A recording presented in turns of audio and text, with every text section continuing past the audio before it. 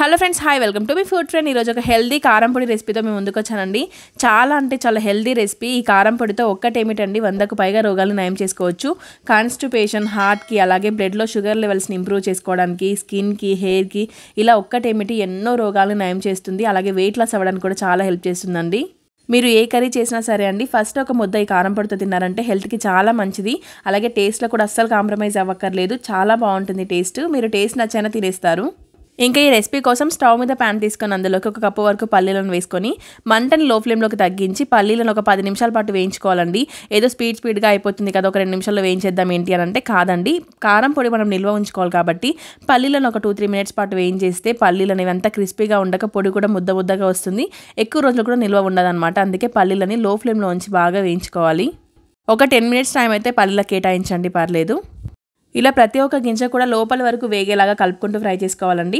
ఇలా పల్లీలు బాగా వేగిపోయిన తర్వాత వేరొక ప్లేట్లోకి తీసుకొని పక్కన ఉంచుకుందాం. ఆ తర్వాత మనం ఏ కప్తో అయితే పల్లీలను వేసుకున్నామో అదే కప్తో అవిసె గింజల్ని తీసుకోవాలండి.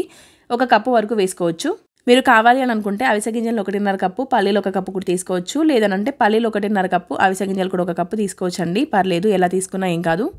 ఈ అవిసె గింజలు మనకి వేగినవా లేవా అని చెప్పేసి కలర్ అయితే చేంజ్ కాదండి, అర్థం కాదు. కాబట్టి ఒక గింజ నోట్లో వేసుకొని చూస్తే అర్థమైపోతుంది క్రిస్పీగా వేగిందా లేదా అని చెప్పేసి. వీటిని లో ఫ్లేమ్లో ఒక 4-5 నిమిషాల పాటు వేయించుకుంటే సరిపోతుందండి. మనం నువ్వులు వేయించేటప్పుడు నువ్వులు ఎలా చిటపటమని అంటాయో ఇవి కూడా అలాగే అంటాయండి. ఒక 4-5 నిమిషాల పాటు కలుపుకుంటూ లో ఫ్లేమ్లో వేయించుకుంటే సరిపోతుంది. లేదంటే ఒక గింజ నోట్లో వేసుకొని చూసినా అర్థమైపోతుందండి. ఇలా బాగా వేగిన తర్వాత వేరొక ప్లేట్లోకి తీసుకొని వీటన్నింటిని కూడా పూర్తిగా చల్లారనిద్దాం. అలాగే పల్లీలు కూడా పొట్టు తీసి పక్కన ఉంచుకోవాలి. నెక్స్ట్ ఇంకా స్టవ్ మీద ప్యాన్ తీసుకొని అందులోకి 1/2 టీ స్పూన్ వరకు ఆయిల్ని వేసుకోండి. ఆయిల్ కొద్దిగా వేడెక్కిన తర్వాత ఇందులోకి 1 టీ స్పూన్ వరకు మినపప్పు, అలాగే 1.5 టీ స్పూన్ వరకు శనగపప్పును వేసుకోండి. మీరు ఏ రెసిపీ చేసినా అండి, పచ్చడి చేసినా అలాగే కారం పొడి చేసినా కూడా శనగపప్పు కంటే మినపప్పు తక్కువే వేసుకోండి. మినపప్పు ఫ్లేవర్ డామినేట్ చేస్తుంది. మనం ఏ రెసిపీ చేసినా సరే మినపప్పు ఎక్కువగా వేస్తే ఆ ఫ్లేవర్ మనకు తెలుస్తుంది. అందుకే మినపప్పు కొద్దిగా తక్కువ వేసుకుంటేనే మంచిది. ఈ పప్పుల్ని కూడా కొద్దిగా వేయించుకోవాలండి, మంచి కలర్ వచ్చేంత వరకు వేయించుకోవాలి. ఇలా ఒక 50% వేగిన తర్వాత ఇందులోకి 1 టేబుల్ స్పూన్ వరకు ధనియాలని వేసుకోవాలి. ఈ ధనియాలని కూడా ఒక 50% వేగేంత వరకు కలుపుకుంటూ ఫ్రై చేసుకుంటే సరిపోతుంది. ఇవి రెండు కూడా ఒక 3 నిమిషాల పాటు వేగిన తర్వాత ఇందులోకి కరివేపాకును వేసుకోవాలండి. లేత కరివేపాకు కాకుండా మరీ ముదురుది కాకుండా చూసుకోండి. కరివేపాకు కూడా ఉంటే ఎక్కువే వేసుకోండి. ఎలాగో మనం కూరల్లో వేసినప్పుడు వేరు పక్కకు పెట్టేదే కదా, ఇలా కారం పొడుల రూపంలో అయినా తింటే చాలా మంచిది కాబట్టి టేస్ట్ కూడా బాగుంటుందండి. కరివేపాకు ఎక్కువ వేయడం వల్ల కారం పొడి టేస్ట్ కూడా చాలా బాగుంటుంది. ఎక్కువే వేసుకోండి ఉంటే మాత్రం. ఈ కరివేపాకులో ఉన్న వాటర్ అన్నీ కూడా అబ్జర్వ్ అయిపోయి కరివేపాకు డ్రైగా కరకరలాడుతూ వచ్చేంత వరకు కూడా బాగా ఫ్రై చేసుకోవాలి. ఇక్కడ మనం ఇంకొక మిస్టేక్ ఏం చేస్తామనంటే పప్పులు బాగా వేయించేసిన తర్వాత కరివేపాకు వేస్తే ఏమవుతుందంటే పప్పులు ఈజీగా మాడిపోతాయండి. పప్పులు ఒక 50% వేగిపోయిన తర్వాత కరివేపాకు వేయడం వల్ల కరివేపాకు డ్రైగా అయ్యేంతలోపు పప్పులు కూడా బాగా ఎర్రగా వేగిపోతాయి.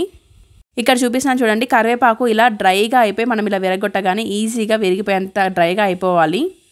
ఇంకా వీటిని కూడా వేరొక ప్లేట్లోకి తీసుకొని పక్కన ఉంచుకుందాం. ఆ తర్వాత స్టవ్ మీద ప్యాన్ తీసుకొని 1/2 టీ స్పూన్ వరకు ఆయిల్ని వేసుకోండి. ఆయిల్ వేడెక్కిన తర్వాత ఇందులోకి మీకు టేస్ట్కి తగినట్లుగా ఎండుమిర్చిని యాడ్ చేసుకోవాలండి.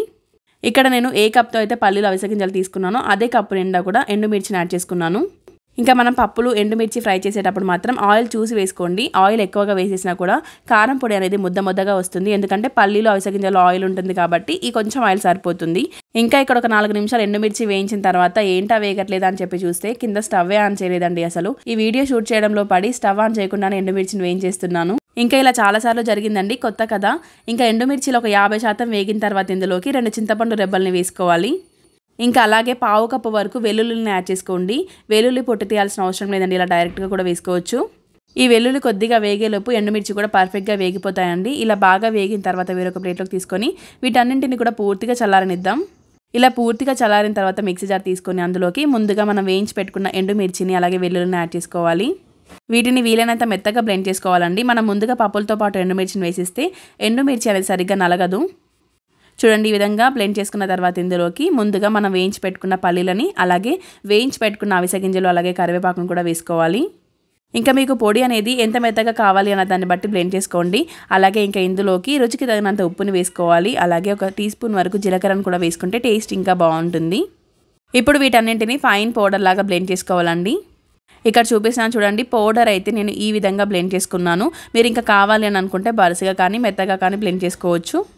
ఈ పొడి చేయడానికి ఒక అర్ధగంట టైం అయితే పడుతుంది కానీ అండి చాలా హెల్దీ రెసిపీ. తప్పకుండా చేసి పెట్టుకోండి. మధ్యాహ్నం అట్లా టైం దొరికినప్పుడు ఈ పొడి చేసి పెట్టుకుంటే రోజు అలా ఒక ముద్ద తిన్నా చాలండి. దీంతో చాలా హెల్త్ బెనిఫిట్స్ ఉన్నాయి. తప్పకుండా అందరూ ట్రై చేయాలి. ఇంకా మనం ఏమన్నా ఫ్రై కర్రీస్ చేస్తాం కదండి, ఇలా ఆలుగడ్డ ఫ్రై అన్నా లేదనంటే వేరే ఏమన్నా ఫ్రై కర్రీస్ చేసేటప్పుడు కూడా కొంచెం పొడి లాస్ట్ చివరన వేసుకున్నా సరిపోతుంది. అలా కూడా తినేయొచ్చు మనం. ఇంకా వేడి అన్నంలోకి కొద్దిగా నెయ్యి వేసుకొని తింటే సూపర్ ఉంటుంది టేస్ట్ విషయంలో అయితే అసలు కాంప్రమైజ్ అవ్వాల్సిన అవసరమే లేదండి. హెల్దీ కాబట్టి ఇంకెలా ఉన్నా తినాలి అని చెప్పి మనం అడ్జస్ట్ అవ్వాల్సిన అవసరమే లేదు. చాలా బాగుంటుంది. మరి ఈ వీడియో కనుక మీకు నచ్చినట్లయితే ప్లీజ్ మన ఛానల్ని సబ్స్క్రైబ్ చేసుకోండి. పక్కనే ఉన్న బెల్ ఐకాన్ ఆన్ చేసి పెట్టుకోండి. ఇలాంటి మంచి హెల్దీ అండ్ టేస్టీ వంటలతో రోజు మేము ముందుకు వస్తాను. Keep watching me food friend. Thank you for watching.